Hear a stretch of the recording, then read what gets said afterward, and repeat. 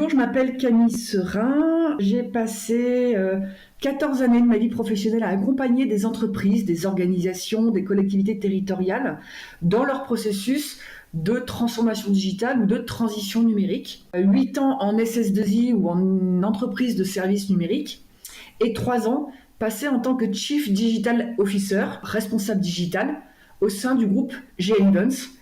Et j'ai monté mon activité de conseil aujourd'hui pour accompagner ces entreprises, ces dirigeants, j'allais dire à aller chercher à identifier en quoi le digital peut être un levier de performance pour leur activité. C'est soit un levier qui va pouvoir aller permettre de toucher de nouvelles cibles, de nouveaux marchés, de communiquer plus largement sur son offre ou sur son service, et finalement aider les entreprises à aller choisir les bons outils numériques qui vont leur permettre de travailler plus rapidement, de dématérialiser leur processus, accompagner les équipes à prendre en main ces outils, à bien les utiliser, de travailler plus efficacement, de travailler en transversal et pourquoi pas aussi de pouvoir travailler à distance. Voilà, donc aider vraiment les entreprises à aller choisir les bons outils et à accélérer l'usage des outils numériques pour des gains de productivité et d'efficacité au sein de l'entreprise. Alors, moi, j'ai réfléchi effectivement à cette période post-confinement et je vois deux choses qui me paraissent être importantes, en tout cas pour l'entreprise, à cette période de reprise de façon assez rapide. C'est d'une, effectivement, de ne pas hésiter à faire un recueil auprès des équipes sur la manière dont chacun individuellement a vécu cette période de confinement, que les collaborateurs puissent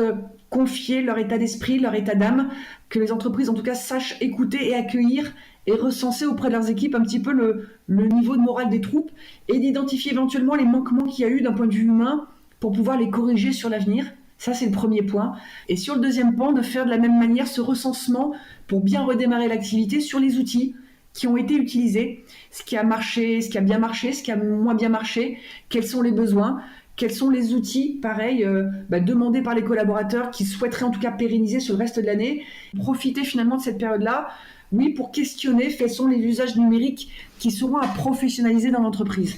et d'être à l'écoute de ces collaborateurs pour pouvoir mieux les mobiliser par la suite, mieux les fédérer autour du projet entreprise et surtout, en amont, il faut les écouter et prendre un petit peu la température des équipes pour savoir comment on les accompagne moralement à se remettre dans l'activité. Alors, sur quoi les entreprises vont investir ou vont être capables d'investir lors de la reprise? Moi, je suis tiraillée un petit peu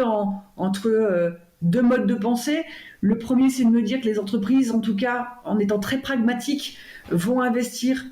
prioritairement et urgemment sur justement les outils numériques pour être capables, face à un deuxième phénomène Covid, d'être réactifs, d'être organisés en télétravail et de s'être organisés en termes de management pour pouvoir en tout cas assurer beaucoup mieux la productivité et partager entre l'autre point de vue qui est de dire effectivement qu'il y aura peut-être d'autres urgences financières que ces outils-là et que les entreprises seront peut-être frileuses à dégager des budgets pour aller investir dans ces outils-là. Je ne prêche pas forcément pour ma paroisse, mais je suis fortement convaincue en tout cas que ces outils-là et la maîtrise de ces outils en interne va être indispensable en tout cas à terme pour ne serait-ce que améliorer et optimiser la productivité des équipes et puis être capable de bien réagir face à un deuxième phénomène Covid en cas de retour du virus.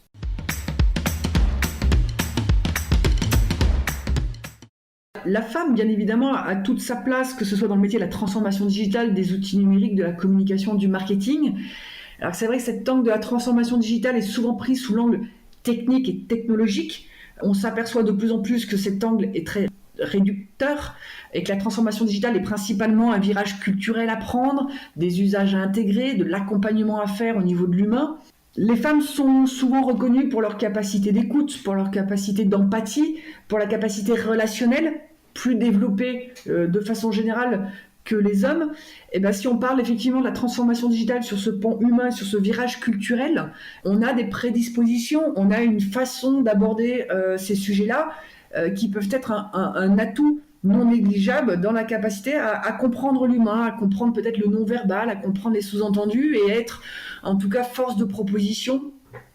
pour des dispositifs d'accompagnement au changement. Donc les femmes ont toute leur place autant que les hommes. Maintenant, je pense qu'il ne faut pas s'arrêter là et continuer en tout cas dans nos démarches professionnelles, dans notre volonté d'y aller pour être autant représentée en tout cas que la jante masculine sur ces postes stratégiques et à haute responsabilité.